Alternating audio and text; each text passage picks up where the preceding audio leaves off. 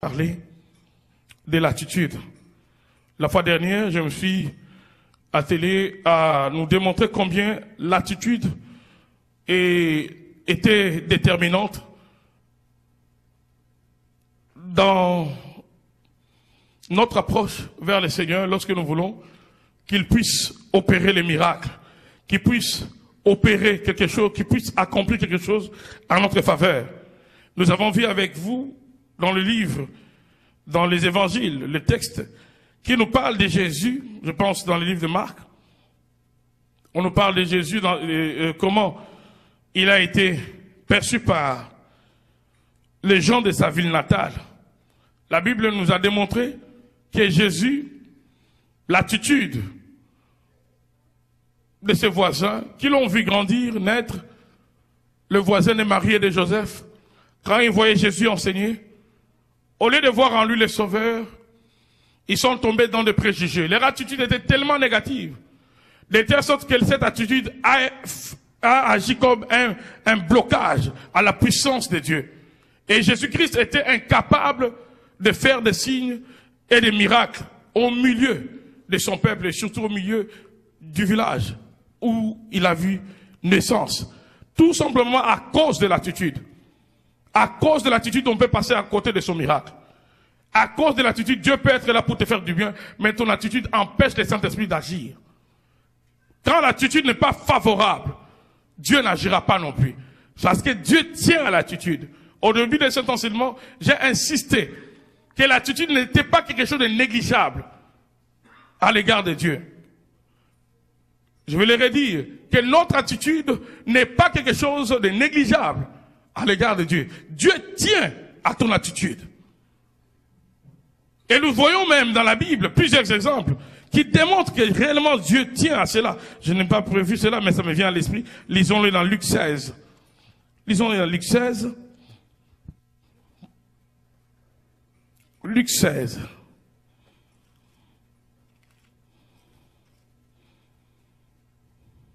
Non, Luc 18, pardon. Luc 18, à partir du verset 9e.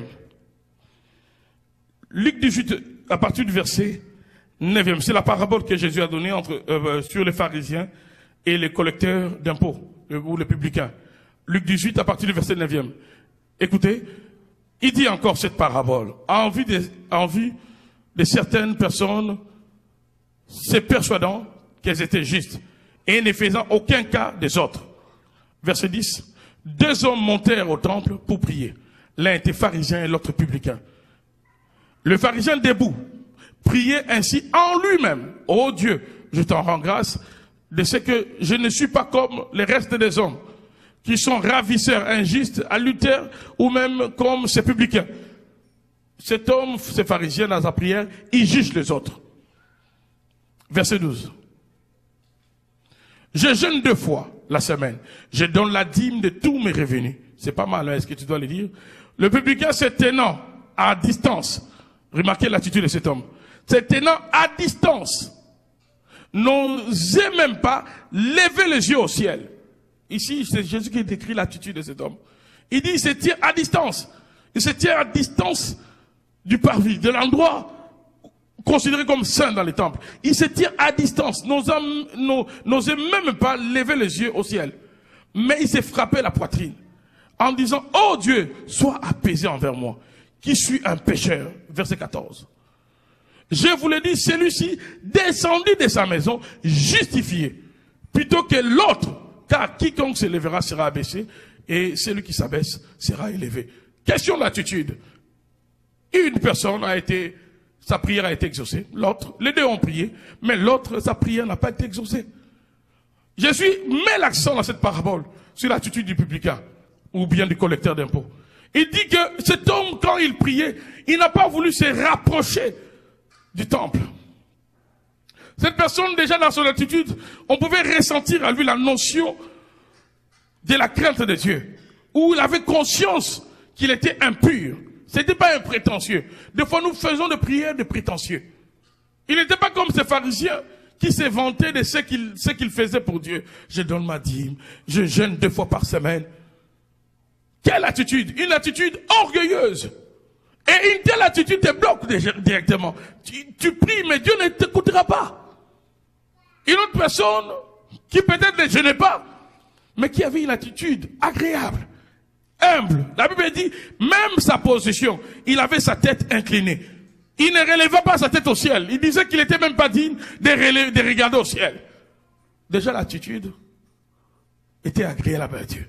Même s'il ne jeûnait pas. Même s'il ne faisait pas tout ce que les pharisiens faisaient.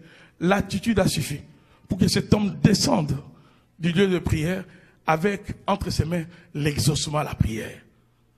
Combien de gens viennent à l'église avec des attitudes qui bloquent les seigneurs? Le lieu où Dieu visite les autres, c'est le lieu peut-être où Dieu sera indifférent. Parce que tu as une attitude indifférente. L'attitude n'est pas négligeable. Mon attitude n'est pas négligeable lorsque je m'approche du Seigneur. La force de David, si on doit le souligner dans sa vie, n'était pas toujours dans son caractère. David, par rapport à Saül, vous allez voir que David avait beaucoup de faiblesses. Surtout sur le plan charnel, sur le plan émotionnel, beaucoup de faiblesses. C'était un homme à scandale. Il a commis plusieurs scandales, prenant les femmes d'autrui. Mais s'il avait une force, c'est que David savait comment revenir au Seigneur. Le psaume 51 que j'ai lu avec ceux qui ont débuté avec moi la prière, nous le démontre. Dans le psaume 51, quand Nathan est venu lui dire, de la part du Seigneur, la sentence de Dieu par rapport au crime qu'il venait de commettre en prenant la femme d'autrui, quand David a écouté cela, c'est alors qu'il a écrit le psaume 51. Le psaume 51, en fait, c'est sa prière qu'il a faite. Quand on lui a révélé son péché, qu'il avait caché en prenant la femme d'autrui, en tuant le mari d'autrui, en rendant grosse la femme d'autrui, c'est comme ça qu'il a écrit le psaume 51. Il a commencé à confesser naturellement. Si on peut nous penser même le psaume 51 alors que je parle. Il a commencé à confesser, à parler à Dieu, ouvertement. Il ne cachait pas, il ne prenait pas des chemins détournés. Remarquez ce qu'il dit par exemple au chef des chantres, psaume de David, lorsque Nathan le prophète vint à lui, après David fut allé vers Beersheba. Dieu, aie pitié de moi dans ta bonté, selon ta grande miséricorde, efface mes transgressions. Verset 2. Lave-moi complètement de mon iniquité et purifie-moi de mon péché. Il est très clair. Il savait que même par la parole, on peut sentir que l'attitude de David dans ce moment, c'est l'attitude de quelqu'un qui pleure. Verset 3. Car je reconnais mes transgressions et mon péché est constamment devant moi. Vous pouvez continuer cela à la maison. Vous allez voir que dans plusieurs de ces psaumes, David savait adopter une attitude qui était favorable à la réponse. Il y a une attitude qui te prépare à la réponse de Dieu. Mais il y a aussi une attitude qui te bloque la réponse du Seigneur. Alléluia. Voilà pourquoi il faut avoir même les réflexes. C'est un réflexe. Quand on dit mets-toi à genoux, mets-toi à genoux. Des fois tu n'es pas malade, mais même à la maison. Il y a des gens qui ne savent pas comment se simplifier devant le Seigneur. Mais ce que moi j'ai appris dans la marche avec Dieu, dans le peu des années que j'ai avec le Seigneur, c'est que quelqu'un qui sait, qui connaît le Seigneur, sait comment se simplifier devant le Seigneur. Même si tu es bien habillé. Des fois, c'est pas parce que j'ai péché, mais tout simplement par crainte de ce que Dieu est pour moi. Je fléchis. Tout simplement parce que je réalise sa grandeur, je peux me coucher par terre. L'attitude compte, même pour le Seigneur. Notre attitude envers autrui, Dieu le juge aussi. Dieu juge notre attitude envers mon prochain. Donc nous pouvons passer à côté, si vous voulez, de la visitation divine, parce qu'on n'a pas l'attitude voulue par Dieu. Et c'était le cas des contemporains, de ceux qui ont vécu, ceux qui ont vu Jésus naître, ceux qui étaient comme voisins de Christ, qui selon les textes que nous avons lus dans les évangiles, commençaient à se poser la question, mais n'est-il pas le fils de Marie? Ses frères et ses sœurs ne sont-ils pas parmi nous? Son père n'est-il pas un charpentier? Ils sont trompés dans les préjugés. Et ce que j'ai remarqué, je l'ai insisté ici, même pour un homme de Dieu. Quand Dieu t'envoie son serviteur pour qu'il soit un canal de bénédiction, quand tu tombes dans les préjugés, aucune onction. Si Dieu a déterminé que ta bénédiction passera par cette personne, par cette femme-là, et que toi tu tombes dans les préjugés sur cette personne, c'est fini. Tu vas bloquer ta bénédiction. Et c'est comme ça que beaucoup de situations restent irrésolues dans nos vies. Non pas parce que Dieu n'a pas la capacité de nous bénir directement, non. Mais ce que j'ai trouvé de bizarre dans la façon de faire de Dieu, c'est que des fois, Dieu peut nous visiter pour simplement nous dire, comme il a dit à Corneille, dépêche des gens pour qu'ils aillent demander à Pierre qu'ils viennent prier pour toi. En d'autres termes, Dieu a déposé ta bénédiction dans les mains de quelqu'un.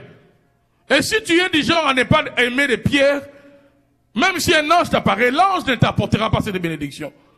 Je ne sais pas si vous me suivez. Je ne sais pas si vous me suivez. Dans la manière de faire du Seigneur, Dieu c'est un Dieu de principe. Et des fois il choisit des hommes faillibles comme toi et moi, afin qu'ils soient le porteur de la bénédiction, de ta bénédiction. Et si tu es du genre à juger ces personnes-là, tu vas passer à côté de ta bénédiction. À côté de ta bénédiction.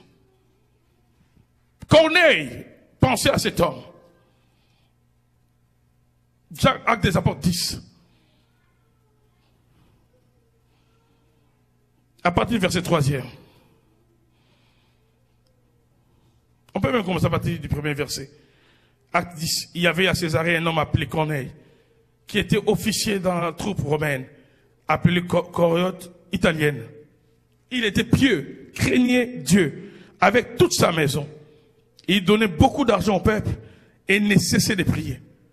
Vers 3 heures de l'après-midi, il vit clairement dans une vision un ange de Dieu entrer chez lui et lui dire, Corneille. Il fixa les regards sur lui et rempli de crainte, il répondit, qu'y a-t-il, Seigneur? L'ange lui dit, tes prières et tes dons que tu as fait sont montés devant Dieu. Il s'en est souvenu. Maintenant, envoie des hommes à Jata et fais venir Simon, surnommé Pierre. Il est logé chez un certain Simon, un tanneur, dont la maison se trouve près de la mer. Dès que l'ange qui lui avait parlé fut parti, Corneille appela 2 de ses serviteurs et un soldat pieux parmi ceux qui étaient attachés à son service. Il leur raconta tout ce qui s'était passé et les envoya à Jaffa. Mais la question que moi je me suis posée, que je me pose à chaque fois que je lis cette histoire, mais pourquoi cet ange-là lui-même n'a pas donné cette bénédiction-là à Corneille? Est-ce que vous êtes avec moi? Pourquoi cet ange n'a pas donné la bénédiction à Corneille? Parce que trop souvent notre bénédiction passe par les hommes. Trop souvent. Ta bénédiction, je peux être le détenteur de ta bénédiction. Tu m'aimes pas, tu n'auras pas ce que toi, Dieu m'a déposé pour toi. Trop souvent, nous passons côté de la bénédiction à cause de nos préjugés. Est-ce que je parle à quelqu'un? Combien savent que la bénédiction, à un certain moment, quand il y a eu la sécheresse en Israël, nous sommes dans le livre des rois. Il n'y avait pas la nourriture, parce qu'il y avait la sécheresse pendant plusieurs années. Mais Dieu avait touché le cœur d'une veuve. La nourriture d'Élie dépendait du cœur d'une veuve. Une veuve, c'est elle qui devait nourrir Élie. Dieu peut déposer ta bénédiction dans les mains de n'importe qui, peu importe ce que toi tu es. Élie, un homme de Dieu. À un certain moment, Dieu a envoyé des corbeaux, les nourrir. Mais à un certain moment, Dieu a dit non, Élie, tu vas aller chez une femme. C'est cette femme-là, c'est elle que j'ai choisie, qui va te nourrir. Et si tu es du genre à ne pas aimer les veuves, tu vas mourir de faim. Si tu tombes dans les préjugés, voilà pourquoi dans la vie, ne sois pas des gens à juger les gens. À juger les gens. C'est une mauvaise habitude. Une très mauvaise habitude. Je me les défends moi-même. Je les combats à moi-même. Trop souvent, les gens qui nous bénissent, c'est les gens peut-être qu'on n'y pensait pas.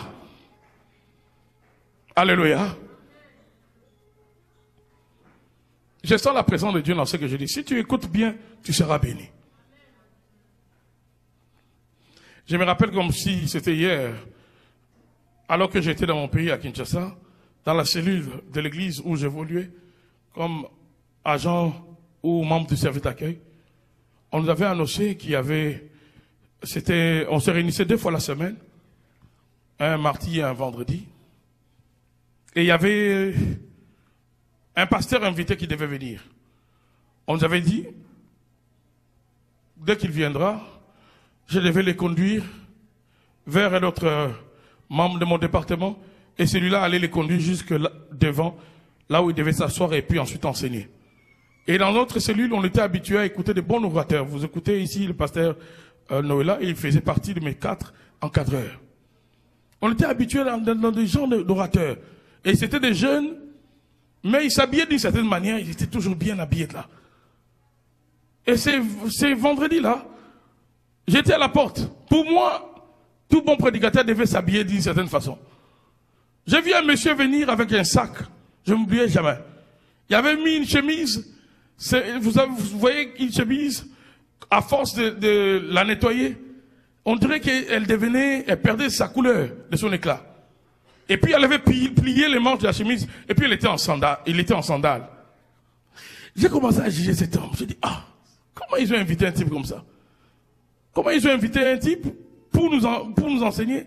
Déjà la présentation de la personne, ça me fait dire que j'aurais dû rester chez moi. Ça me prenait au moins 2 taxis pour arriver à la cellule.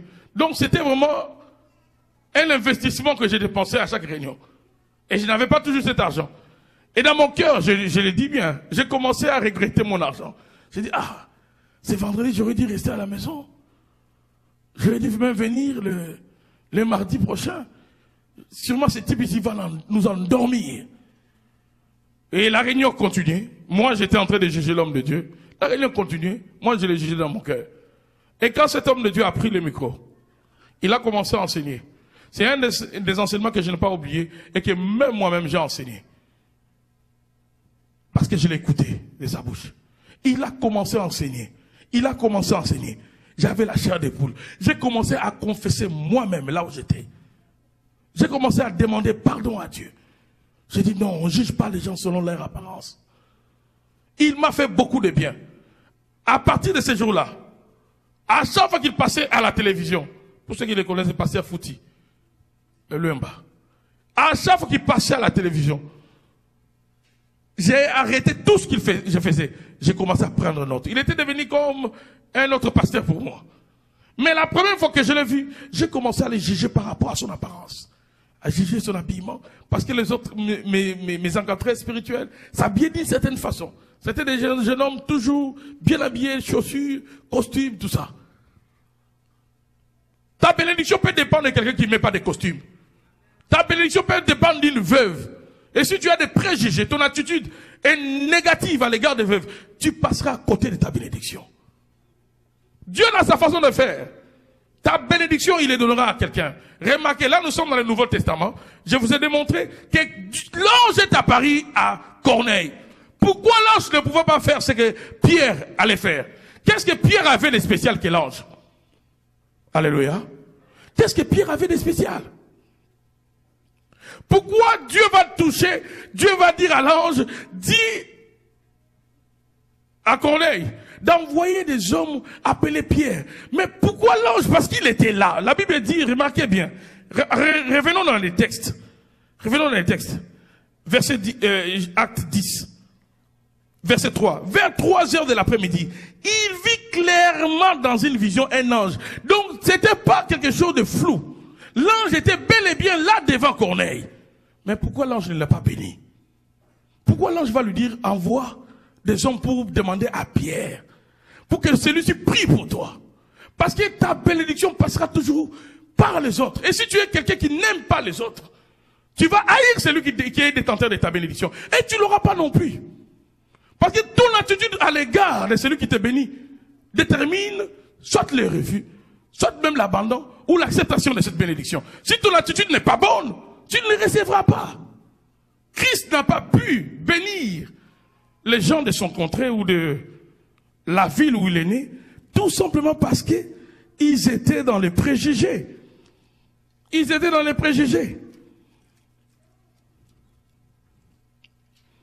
Il s'est posé la question de savoir comment le fils de Marie, celui que eux tous ont vu grandir, nous sommes dans le livre de Marc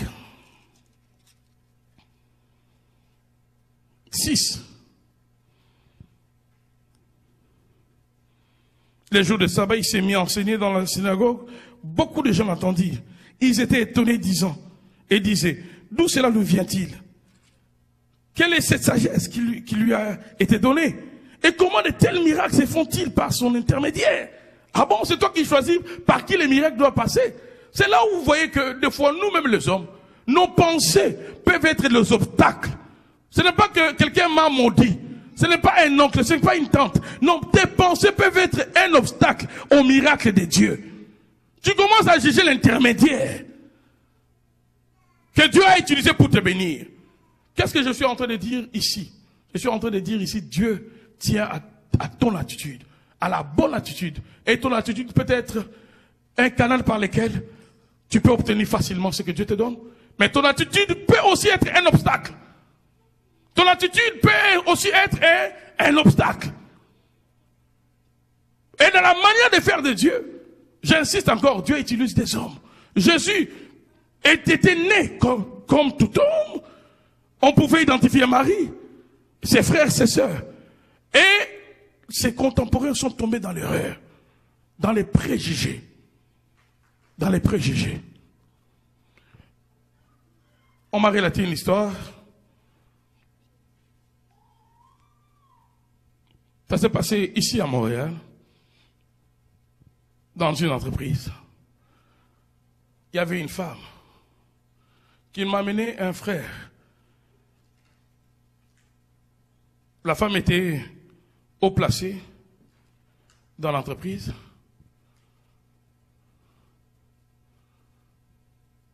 À cause d'elle, l'homme qu'il m'a amené, qui lui faisait trop de pression, va quitter cette entreprise. Quelque temps après, cette entreprise va fermer. Elle va faire quelques crises de dépression parce qu'elle n'en pouvait pas. Et puis finalement, elle va commencer à envoyer ses CV à gauche, à droite.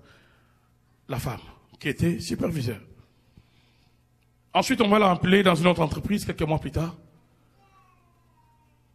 aux ressources humaines, afin qu'elle puisse subir quelques questionnaires et qu'on sache si on devait la prendre ou pas. Elle se prépare bien, elle arrive au lieu du rendez-vous. Et qui elle va trouver? C'est l'homme que lui, quelques mois avant, dans l'entreprise où elle était chef, ou si vous voulez, superviseur, c'est l'homme qui est maintenant aux ressources humaines. C'est l'homme qui l'accueille. C'est l'homme qui avait les dossiers entre ses mains. C'est l'homme qui pouvait dire, tu seras engagé, tu ne seras pas engagé, même sans poser une question. Elle-même, elle était là, ridicule, elle a commencé à pleurer.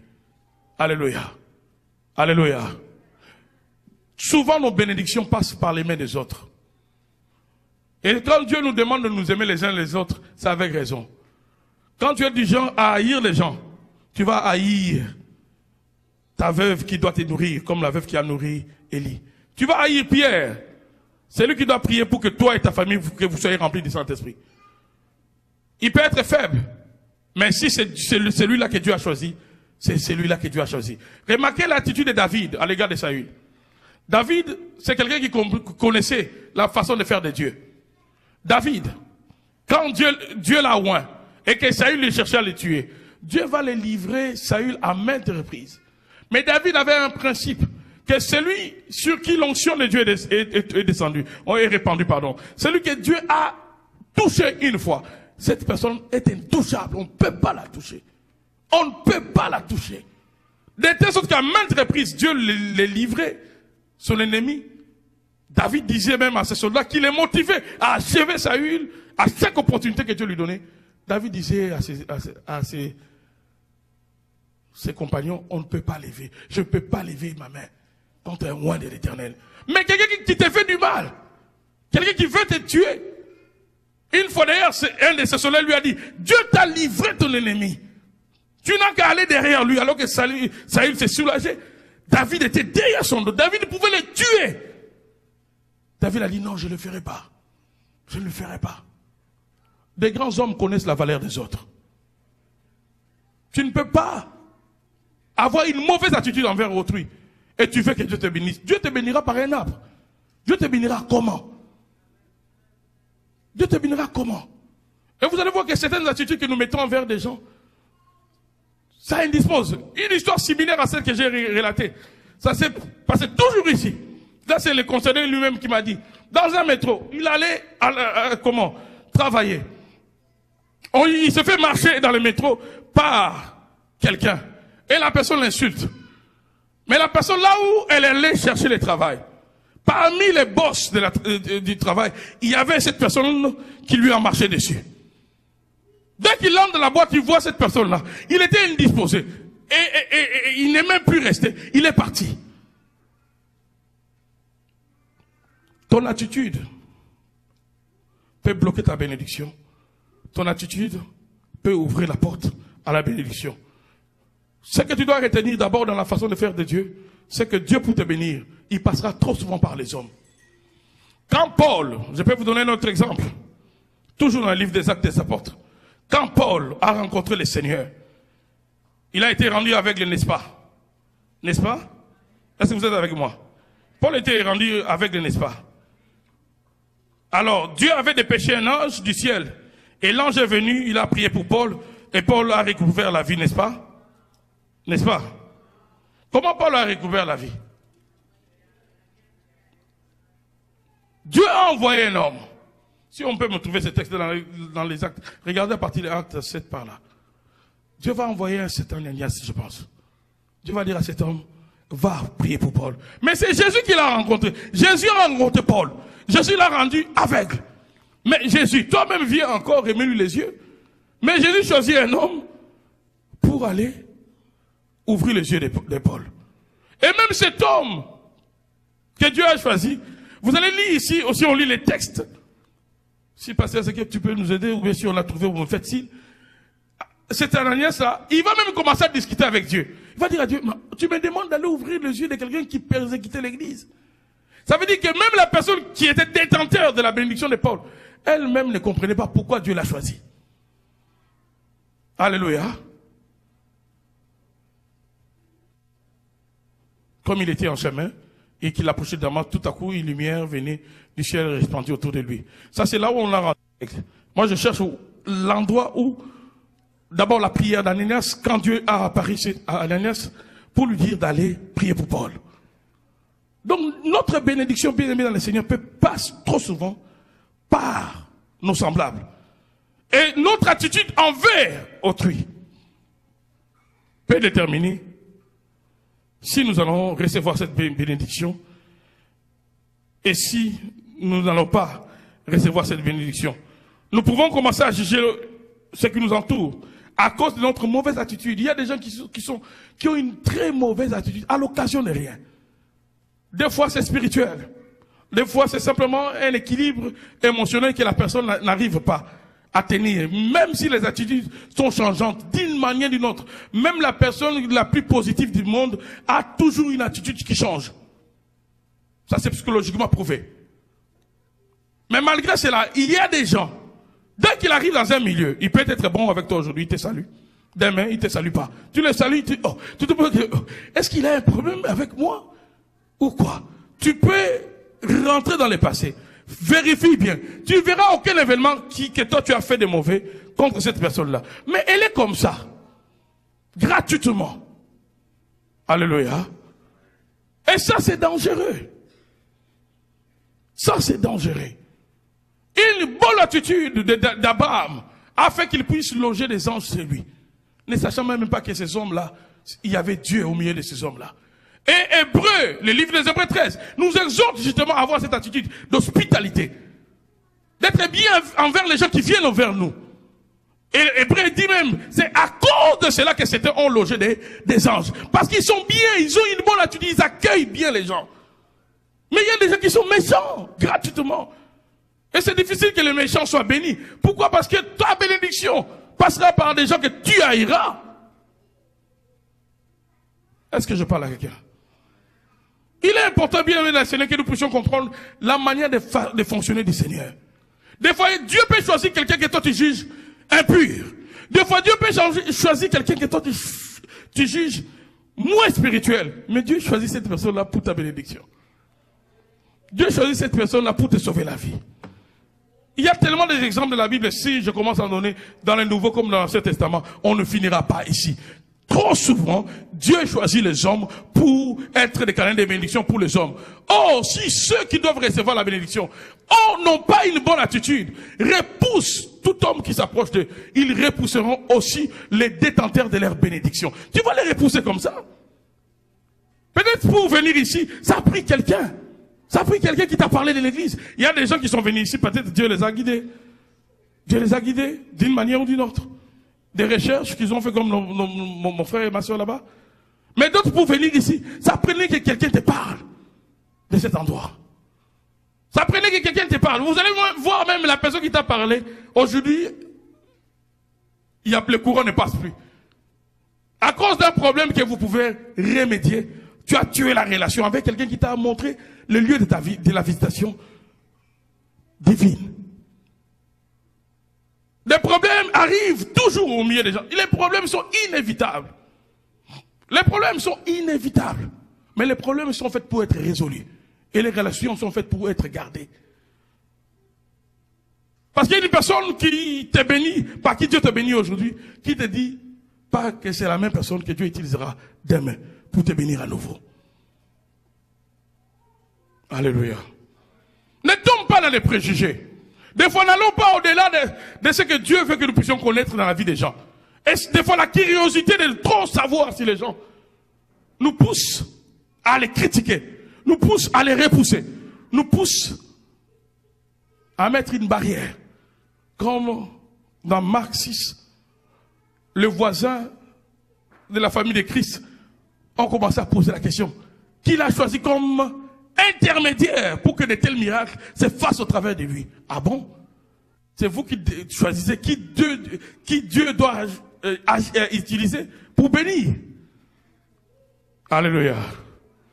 Il est important, bien aimé dans le Seigneur, de comprendre que notre attitude peut nous bloquer. Je n'avais pas prévu de trop insister sur ça. Mais je sens l'insistance dans mon cœur. Ton attitude peut te bloquer. Si nous allons dans le livre des rois, il y a cet homme lépreux. Je confonds souvent entre Aman et Naman. Je pense que c'est Naman. Hein? Le lépreux, c'est Naman. Hein? Naman le lépreux. Il avait une petite servante juive, hébreu, dans sa maison. Et cette servante va parler à sa femme du prophète. Cette servante va dire à sa maîtresse que si mon chef, mon maître allait au milieu de mon peuple, il sera guéri de sa lèpre. Nous sommes dans des rois.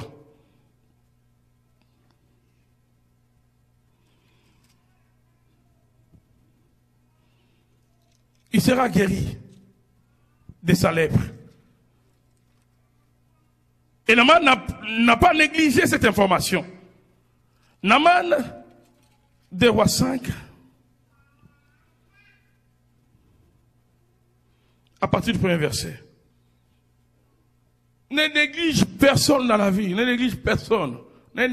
Si toi, tes attitudes te poussent à respecter ou à considérer seulement celui que tu vois fort aujourd'hui et à négliger celui que tu vois faible aujourd'hui, demain, les forts peuvent devenir faibles et les faibles peuvent devenir forts. Attention. Attention. Celui que tu peux négliger aujourd'hui peut t'aider plus que celui que tu considères aujourd'hui. Fais très attention. Ton attitude peut te bloquer. Peut-être même la personne peut avoir la volonté dans l'avenir de t'aider. Mais tellement que tu as trop critiqué la personne, toi-même, ta conscience va t'accuser. Ta conscience va te repousser.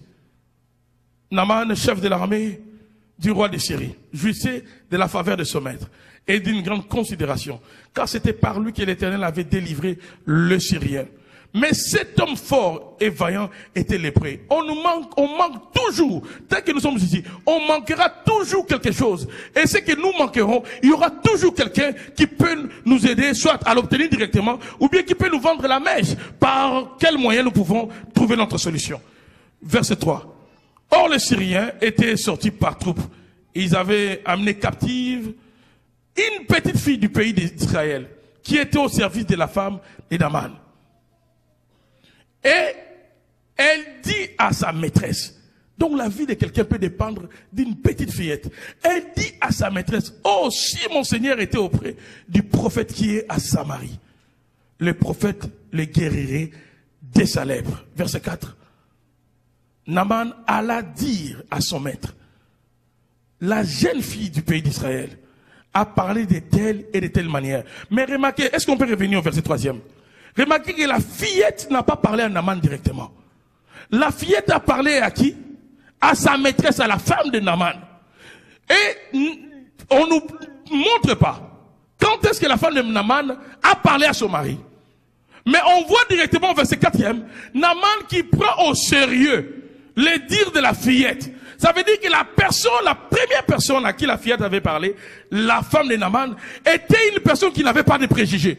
Si déjà, au verset 3, la femme de Naaman était du genre à négliger parce que c'était un domestique, parce que c'est une petite fillette. Si elle avait négligé cette fillette-là, son mari allait rester lépreux toute sa vie. Des fois, quand tu es avec quelqu'un, ça peut être femme, mari, enfant, influence-le aussi. Avoir une bonne attitude. Des fois, une bonne information peut venir au travers de la femme, de l'homme, de l'enfant.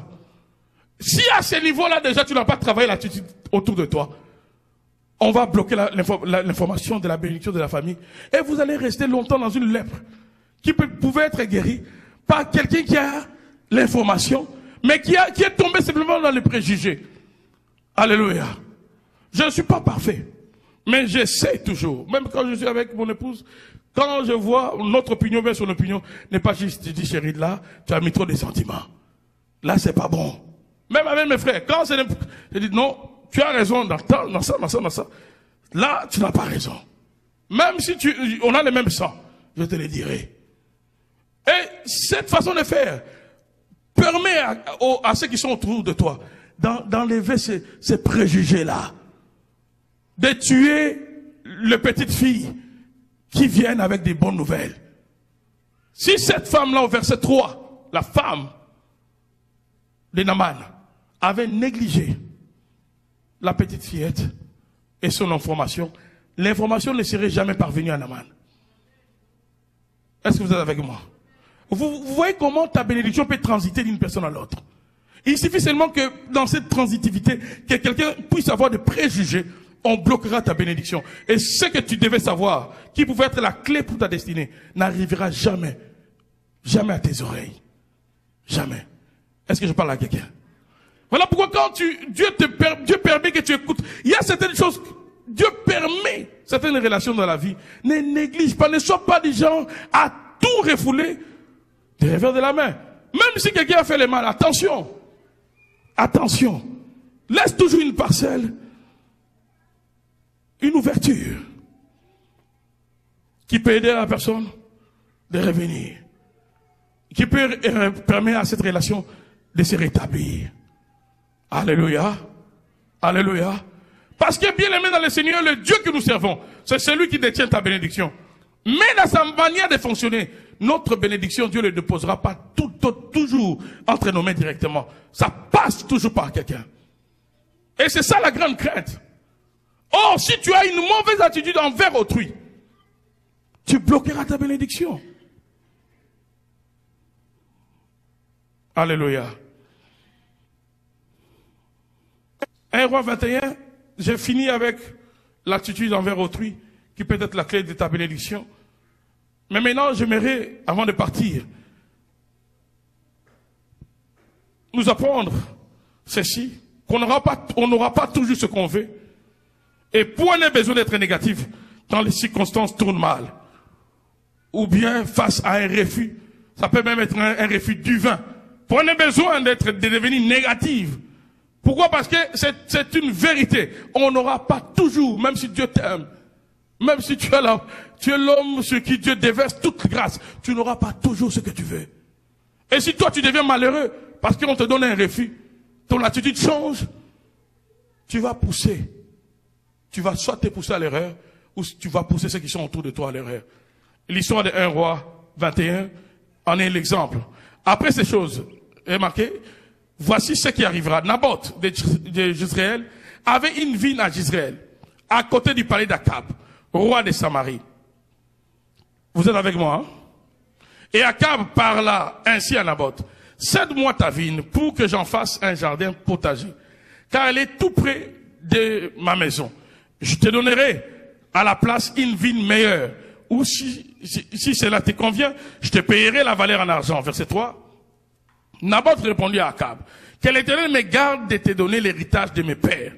Verset 4. Akab rentra dans sa maison, écoutez bien, Akab rentra dans sa maison, triste et irrité. Est-ce qu'il y a raison de s'irriter vraiment? Un roi qui a tout, quelqu'un qui refuse avec l'héritage de ses parents. Il rentre triste et irrité à cause de cette parole qu'il lui avait dite Naboth et Jezreel. Notez bien que ça s'arrête pas à l'irritation, ça s'arrête pas seulement à la tristesse. Je ne te donnerai pas l'héritage de mes pères. Il s'est couché sur son lit, détournant le visage comme un enfant et ne mangeant rien. Est-ce que cette attitude est proportionnelle à ce qu'on lui a fait? Vous voyez, des gens, des fois, ils exagèrent. Des gens exagèrent dans la vie. Et si tu es du type Akab, tu feras beaucoup du mal aux gens. On te dit, tu demandes quelque chose. Ce que tu demandes, je ne peux pas te le donner. Si je ne peux pas te le donner, est-ce que toi, tu dois t'irriter? Est-ce que tu dois devenir triste? Est-ce que tu ne dois pas manger? Est-ce que tu dois détourner ton visage comme un bébé? Vous voyez comment les gens exagèrent. Et de cette attitude va naître la mort de quelqu'un. Continuons la lecture. Les versets suivants. 5. Jézabel, sa femme, vint auprès de lui et lui dit, pourquoi as-tu l'esprit triste et ne manges-tu point? Verset 6.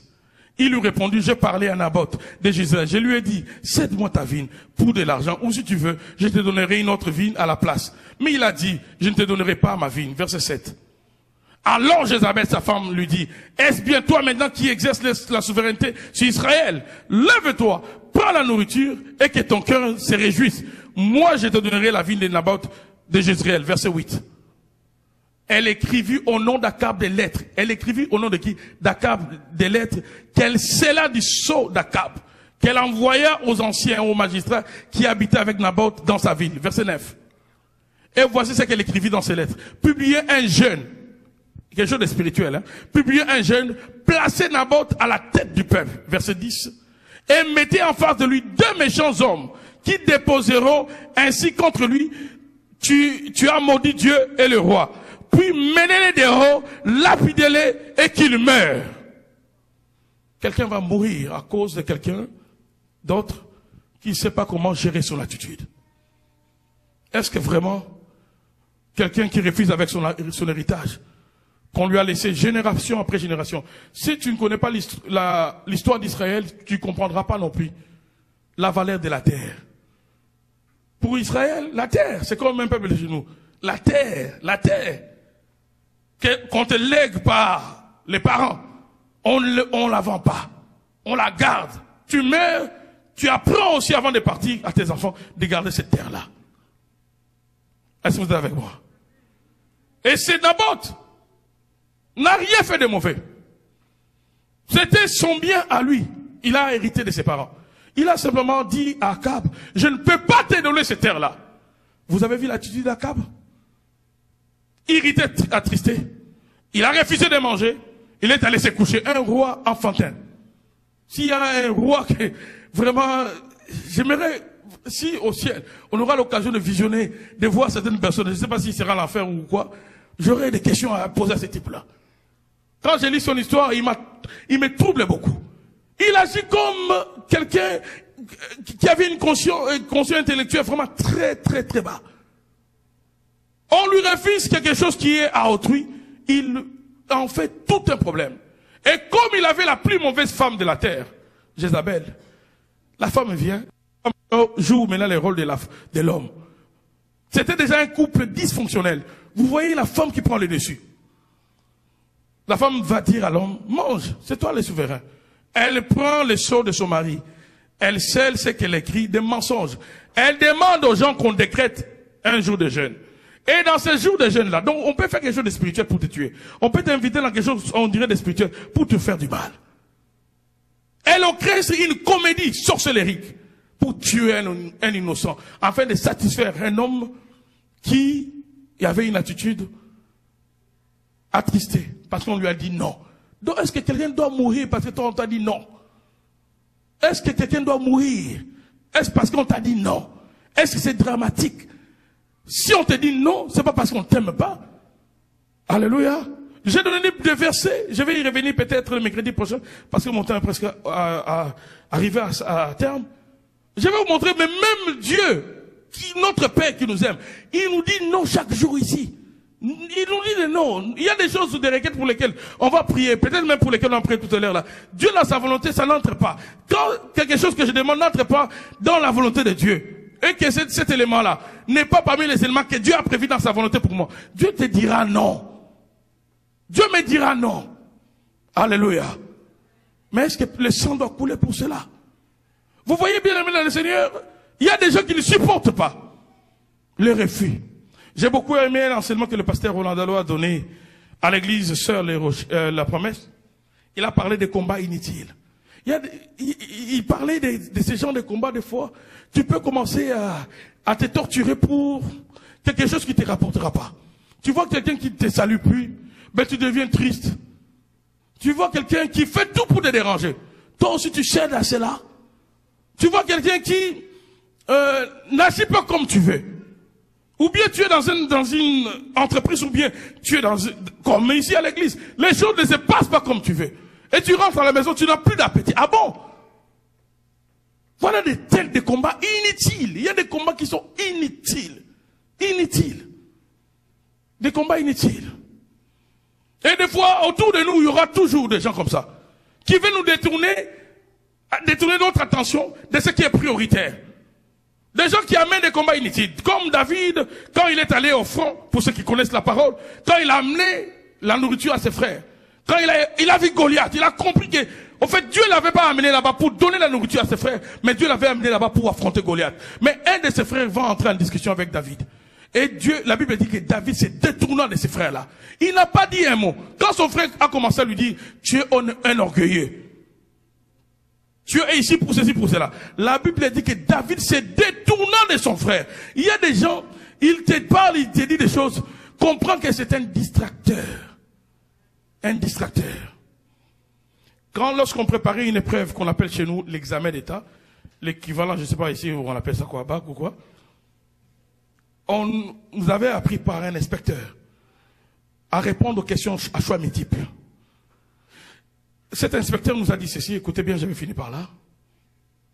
Il nous a dit, quand tu veux répondre aux questions à choix multiples, il y a des réponses qui sont évidentes qu'elles sont fausses dès que tu la lis. On peut vous demander par exemple, un homme et une femme donnent un éléphant, donnent un oiseau. Troisième réponse, aucune bonne réponse.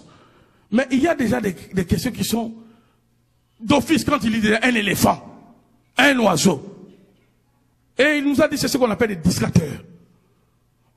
Il a dit, avant de trouver la bonne réponse, dans l'analyse à choix multiple, commence par enlever les distracteurs. Parce que c'est souvent les distracteurs qui conduisent à la mauvaise réponse. Et quand tu es dans la vie aussi, face à un objectif, il y aura toujours les distracteurs là. Les distracteurs. Les distracteurs qui veulent te sortir du vrai combat. Tu viens ici pour la prière. Tu viens ici pour toi. Pour que Dieu agisse dans ta vie. Tu vas voir, un autre problème va surgir. Qui n'a rien à voir avec la raison première pour laquelle Dieu t'a amené à l'église. Distracteur. Ça va être une querelle. Ça va être un problème, une incompréhension. Ça va être quelque chose d'autre. Un frère qui a dit à tel sur toi, distracteur. Est-ce que tu es venu pour ça? Non. Et c'est comme ça que le diable peut nous détourner de notre objectif en mettant autour de nous des éléments qui nous déconnectent de la raison d'être du lieu dans lequel Dieu nous a placés. Est-ce qu'on peut dire amen bien avec moi? Nous allons couper un tel dans la prière. Élève ta main droite, je vais prier. Déclare avec moi, Seigneur Jésus. Merci pour cet enseignement. Je m'abandonne entre tes mains. Viens travailler dans ma vie. Viens travailler dans ma vie. Change mon attitude envers mon frère, envers ma sœur. Même par rapport à ceux qui m'offensent. Même par rapport à ceux qui me détestent. Aide-moi, Seigneur, à avoir une bonne attitude. À avoir une bonne attitude. Aide-moi également, Seigneur, à bien réagir face aux refus dans ma vie. Aide-moi, Seigneur, à ne pas dramatiser un refus de ta part ou de la part de mon prochain. Que je garde ma paix dans toutes circonstances. Que mon attitude reste positive dans toute situation, dans les noms de Jésus. On acclame très fort le Seigneur.